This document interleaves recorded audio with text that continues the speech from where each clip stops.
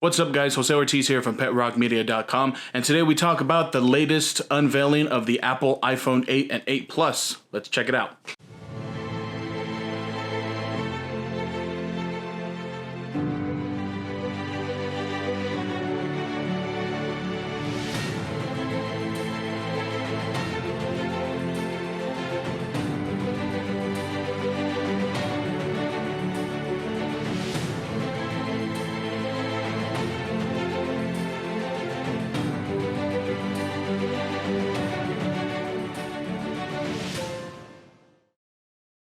Okay, guys, so a little over an hour and a half ago, the Apple Live event in September of 2017 just concluded, and they unveiled quite a few different new things.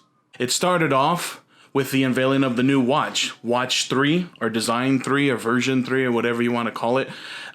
Things had leaked, images had leaked prior to today's event, like they always do. And the big rumor was that it was going to have cellular connectivity. Well, the rumor has now been confirmed. With the new Apple Watch Design 3, it will have cellular service. So where the digital crown is, and you can see my watch here, the digital crown will have a little red dot on it, or it'll be colored red. That's how you'll know it's the new LTE version. And their big tout is you're able to walk out, start a workout, or just go somewhere with just your watch. You'll no longer need your iPhone. So that was the first thing they unveiled. They unveiled a few new bands. They talked about the inside of it. I'll post a link down below to the actual live event replay, so if you haven't had a chance to check that out, you can definitely do that. But they started off unveiling the new Apple Watch. Now, it's important to note that this was the first event at the new spaceship headquarters, specifically the Steve Jobs Auditorium. And they started off with a little bit of recollection of Steve Jobs and what he's meant to the company and so forth. So it was really cool to hear all the different quotes and things like that that they had from him, and how important it was and special it was to have that amphitheater, that theater named after him, and to house the latest iPhone event there. One cool thing about the new Apple Watch is that it's going to be allowed to stream with your Apple Music account.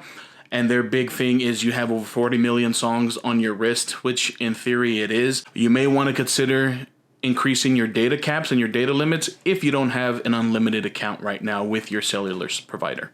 Another cool feature about the new watch is that you'll actually have Siri to respond to you on your watch now. Prior models, you actually had to look and see what she said. Now she'll be able to speak to you. I thought that was pretty cool.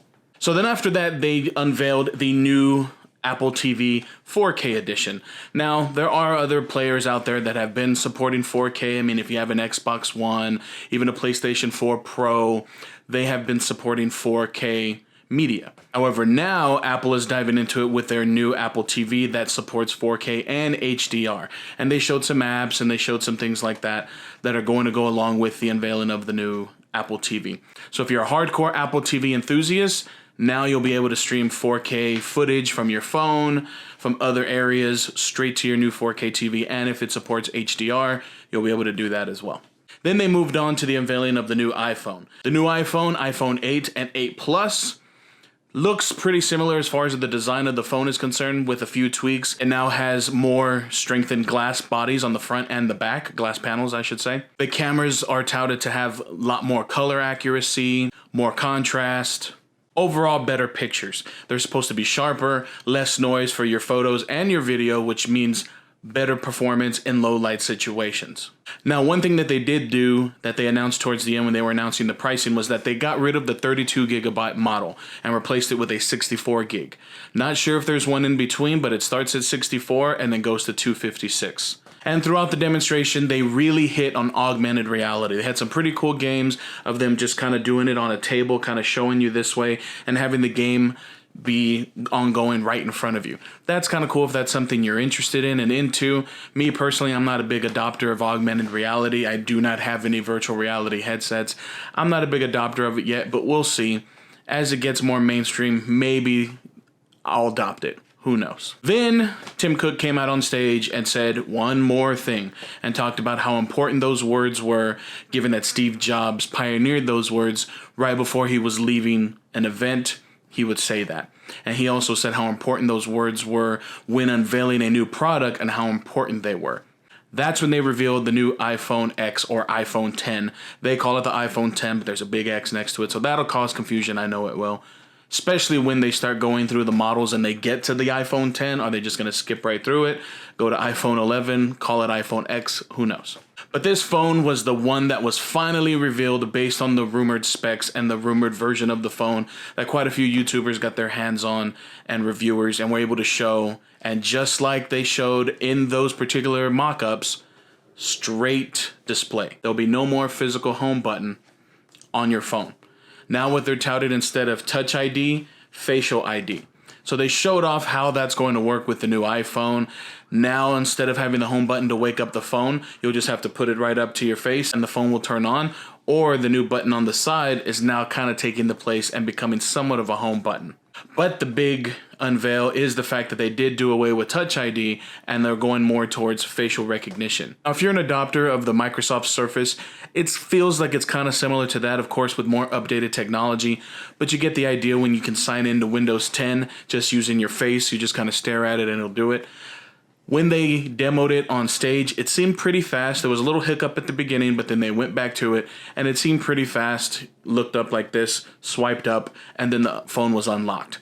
We'll see once we get it into our hands and things like that.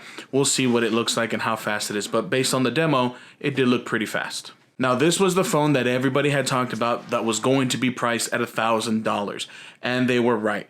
This phone starts at $999. Not sure the space configurations. However, I'm pretty sure the $1,000 is for the base model, which might be the 64 gig, and will probably progress from there. Who knows how large they'll get. Now, the iPhone X will be available for pre-order October 22nd, shipping November 3rd. And again, that will start at $999. The iPhone 8 and 8 Plus will start at $699 for the 64 gig model of the iPhone 8 and the 64 gigabyte model of the iPhone 8 Plus at $799. So once again, guys, those are my overall first impressions. Just finished watching this thing a couple hours ago. What do you think? Leave them in the comments below. Give me a thumbs up. Don't forget to like and subscribe to this video or to this channel. I'll be posting more videos as they become available, things I'm going to be reviewing, things like that, talking about my Apple iPad workflow for my photography, my mobile photography, and things like that. So once again, guys, give me a thumbs up. Give me 2 thumbs down if you got them. This is Jose Ortiz from Pet Rock Media, signing out.